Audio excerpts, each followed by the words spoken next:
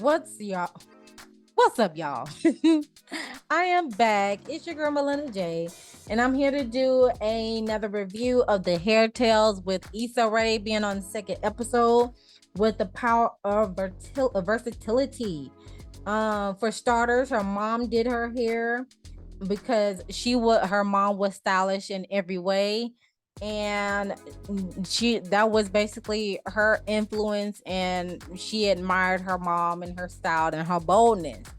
Now, my thoughts on this whole entire episode of Issa Rae is she has spoke up on the terms of nappy headed, and she spoke up on the terms of tender headed.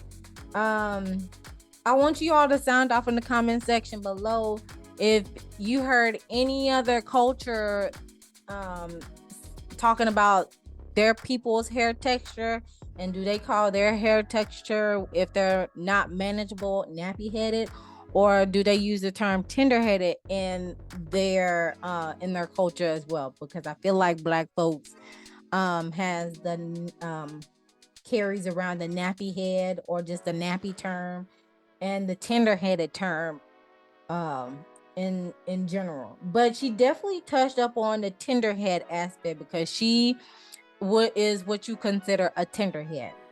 um and as she explained this, because my son is tender headed, but the way she relayed the tender headed aspect is that, hey, is it am I tender headed because it's a me problem or the stylist problem?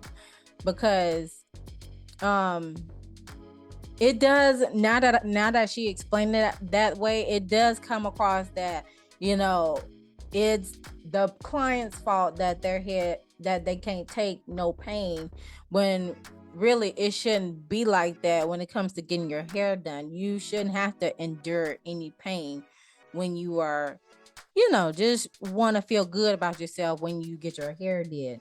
So I did like the fact that she explained the different perspective of being tender-headed, because now as I do people's hair, I I'm very cautious on how I do people's hair, especially when it comes to braiding hair. um I had a couple of incidents, when my soul sister and myself, where I would braid too tight, because when there's a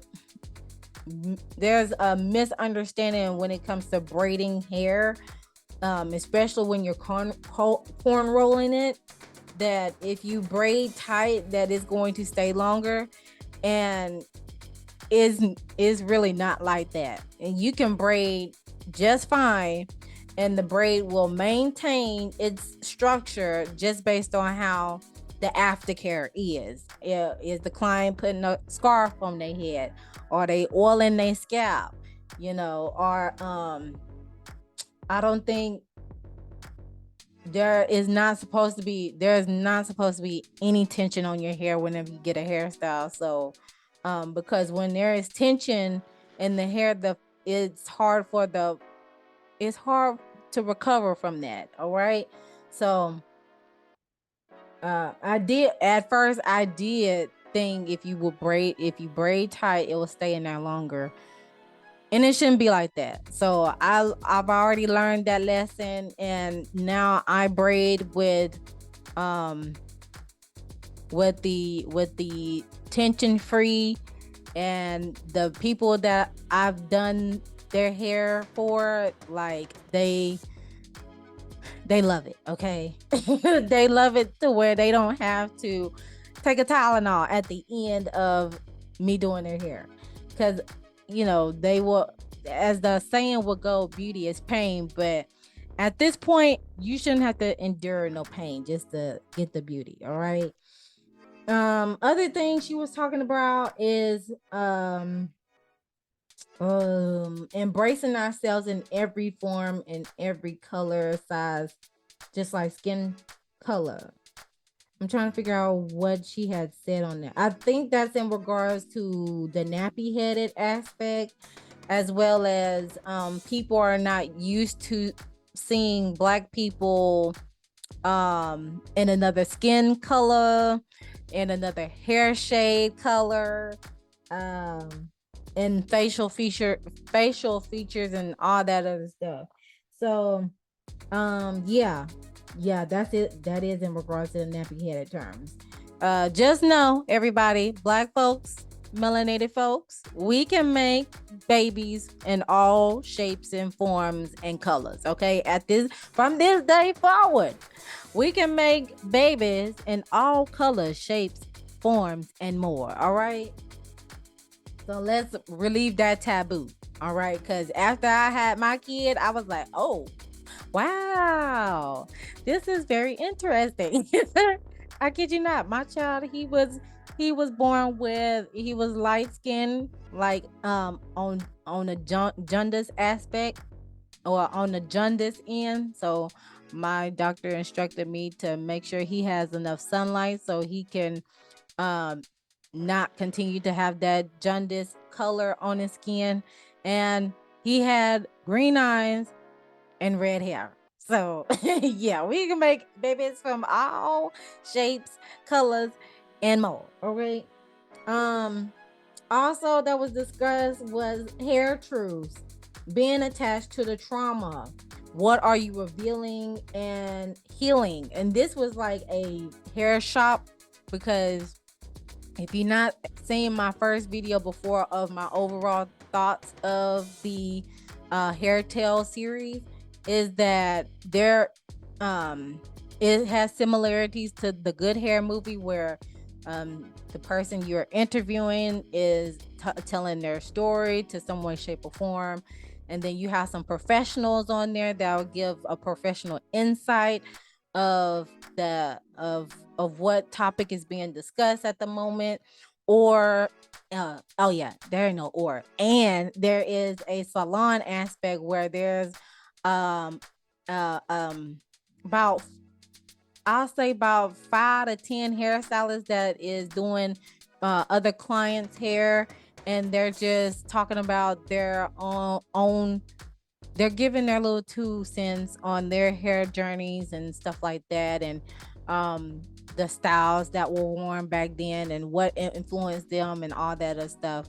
And then Kim Kimball is the celebrity hairstylist that is in this hair salon scene, along with other selected hairstylists. But like I said, it's good concept. But this hair truths attached to trauma. What are you healing and what are you revealing? And I agree with that. That there is some truths to how we do our hair. It can either reveal what we're doing, or it can heal from what we are doing. So it can reveal what is going on to a certain degree, like there could be hints, or it could reveal the healing aspect of your hair journey. All right. Other things that was discussed with Issa Rae and Tracy Ellis Ross was, you don't have to be the same person, not letting the past define you, because you are forever evolving. So when it comes to this particular topic that was being discussed, was people expect you or just think you're going to continue to be the same person each time they come across you. And I'm here to tell you, it is not like that, because I tell people all the time, each time you see me, I'm going to be a different person, and that is no cap on that. Okay.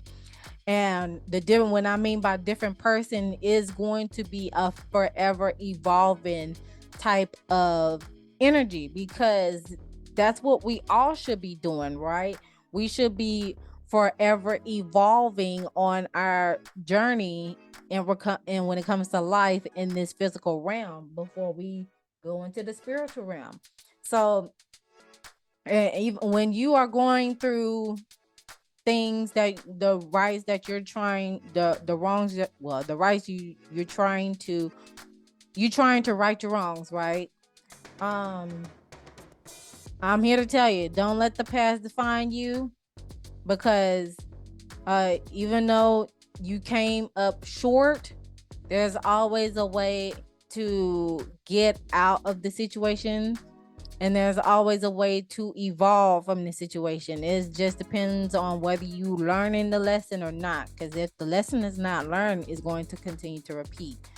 So yes, I did appreciate Issa Rae saying that, and that just goes to her power of versatility.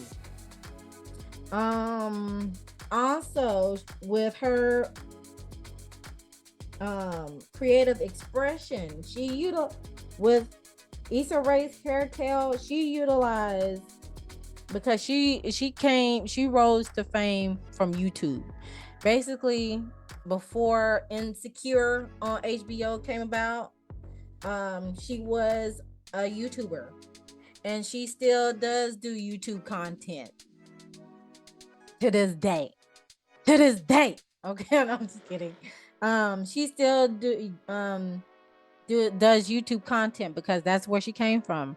Far as like, that's how she got where she is now, is from YouTube.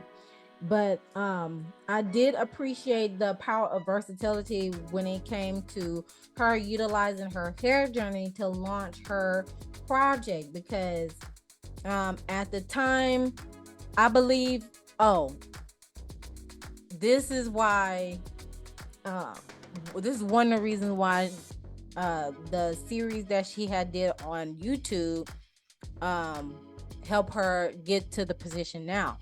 So she had a salon incident as well with the perm, because she was deciding whether she wants to chop all her hair or not. As Black community, we do not, when we hear somebody say they want to cut their hair, yes, it is taboo. For back then, it was a non-factor. Like, no, you're not gonna cut your hair. Okay. It was basically like forbidden for you to cut your hair, because that your hair is your crown, and that's how people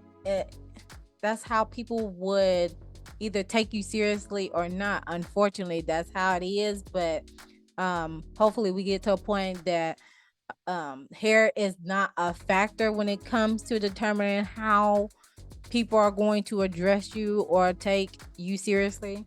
But she had a hair incident at a hair salon because she got to age, which was middle school, because I was the same way, between the ages of the 12 and 13 and 14, 11, 12, 13 and 14, where you want to get a hair perm because you seen other people with long straight hair, and you have some influences, like your friends or your family member, they see you with your hair in your natural state and like, why won't you just try to perm it?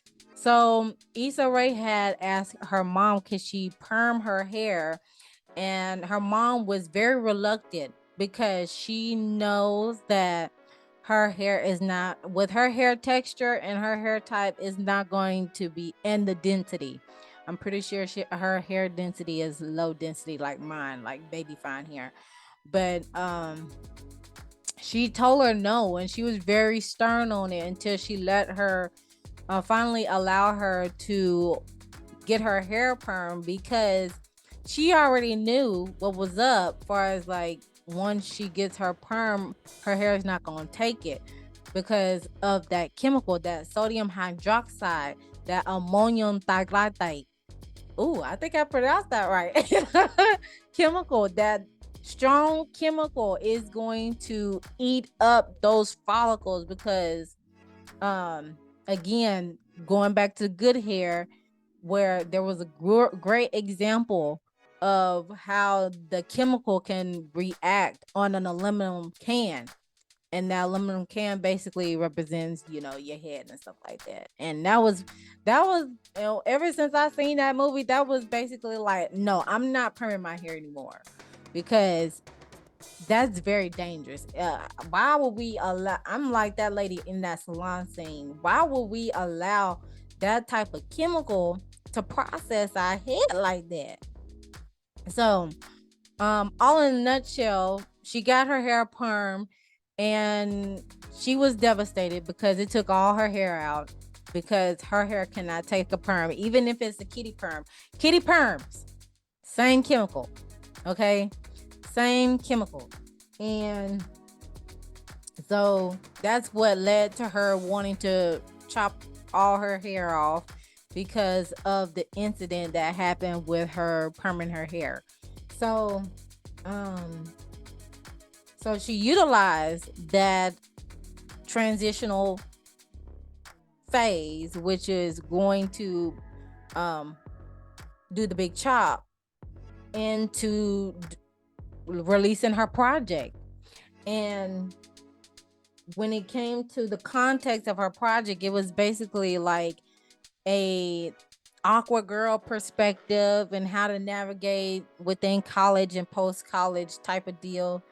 And yeah, so I like the fact that she utilized her doing her big chop hair as a trailer release to her hair venture, or her form of hair tales, or her looking, or what I say, like a vlog docu-series type of thing when it comes to navigating life in the college realm and post-college type of deal. So shouts out to her on that. But other than that, her favorite hairstyle is dookie braids, which is the jumbo braids. And which dookie braids is like the negative connotation of a hairstyle, but hey, there's always a negative connotation with everything. But jumbo braids, to be exact, is her favorite hairstyle. And her hairstylist is Felicia Leatherwood, which is famous of the detailing brush that I had, that my mama snatched up from my from underneath my cabinet, because she thought she bought it, and my brush. That's a whole another topic, y'all. But other than that, that's what I got from Issa Rae in her interview, like the power of versatility. I love the fact that even though she cut her hair and she basically stuck that thing out, she utilized her, as well as her hairstyle. Her hairstylist did wonders on, producing different hairstyles in whatever length her hair was. Because with my natural hair, before I had locked my hair, was it was in that the hair shrinkage was the size of Issa Rae's natural hair texture. And I'm like, girl, how am I supposed to style this stuff without blow drying it? And some of the hairstyle that she had on Insecure, I I replicated that myself to navigate these streets, because in the world of YouTube, trying to learn your hair each way possible. But yeah, that's all I have for you guys. Feel free to leave your comments down below of your thoughts and opinions of the topics that were discussed in this video. Be sure to like the video if you haven't done so already. Subscribe to the YouTube channel and hit that notification so you know the next time I upload a video. And all my social media links will be in the description box below, as well as the QR code that you scan at the end of the video or during the video as you see it pop up on your screen. Other than that, I'm gonna leave y'all to it. Always remember to love thyself, know thyself, soothe thyself, so you can heal thyself. And I'll see you guys in the next video. Bye.